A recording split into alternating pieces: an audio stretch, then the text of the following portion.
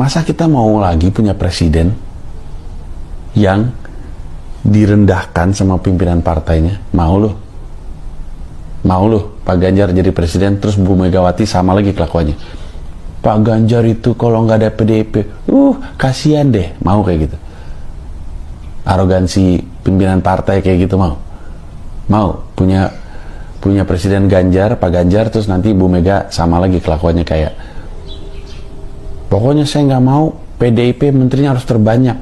Jangan sampai nanti Pak Ganjar nyamperin saya, Bu Mega, menurut saya karena kita sudah menang banyak, kita 4 menteri.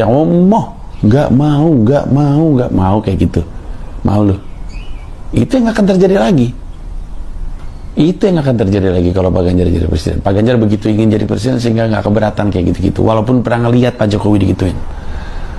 Untuk apa yang disebut tim mawar penculikan terhadap 9 orang, sorry.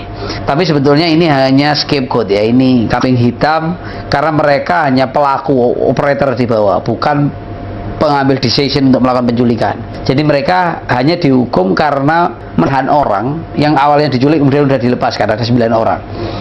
Di samping itu memang ada 2 orang jenderal ya, dan 1 orang kolonel yang dicopot jabatannya karena kasus-kasus penculikan ini. Kalau Prabowo hanya dicopot jabatan dan dipensiun percepat, sementara yang 2 ini hanya dicopot jabatan tanpa prosesi hukum.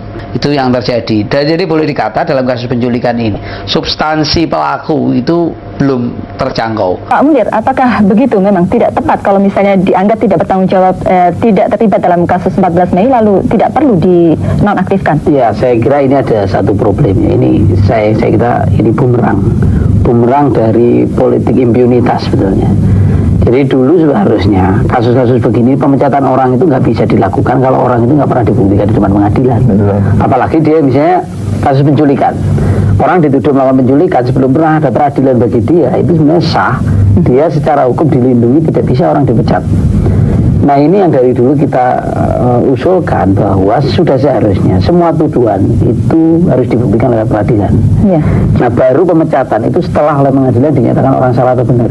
Saya kira ini jadi soal ketika ada impunitas, orang dilindungi secara pakai fungsi-fungsi hukum untuk tidak dituntut pengadilan, tapi itu sekaligus jadi alat politik untuk menghantam orang tanpa orang itu pernah membuktikan benar atau ini. Kalau menurut saya bahwa kalau misalnya Prabowo atau siapa tidak terbukti, itu lebih baik di pengadilan. Dan Prabowo kenapa sih tidak ditarik aja ke menjadi saksi keterangannya? Kalau dia ada bukti-bukti tersangka, kenapa tidak dibawa ke pengadilan saja? Ya. Jadi ini kalau menurut saya kemudian kasus ini menjadi komunitasnya politik dan itu tumpang tindihnya jadi kacau begini. Ya. Itu yang sejak awal kita sampaikan bahwa pengadilan ini yang membutuhkan itu tidak saja keluarga orang hilang, tidak saja masyarakat, tapi Prabowo sendiri itu juga butuh pengadilan untuk membuktikan bahwa dia salah atau Lagian gak semua rakyat Indonesia tuh punya handphone. Dan gak semua rakyat Indonesia tuh ngerti sama gadget. Banyak banget di pedalaman itu yang gak megang handphone. Jadi menurut saya internet gratis itu cuma untuk kebutuhan Pak Ganjar aja. Pak Ganjar aku kenal Miyabi. Kebetulan Miyabi teman baik aku. Mau dikenalin gak? Pilpres 2024 ini aja sampai persaudaraan kita, seduluran kita itu hancur ya. Aja sampai lah pokoknya. Kita harus mempertahankan persaudaraan dan pertemanan kita ya, karena biar bagaimanapun ini kan pesta demokrasi ya guys ya. Tapi nek kowe milih Anies ya, aku ra ndek kanca ra ndek dulur ke dapuranmu ya ora paten. Ki yo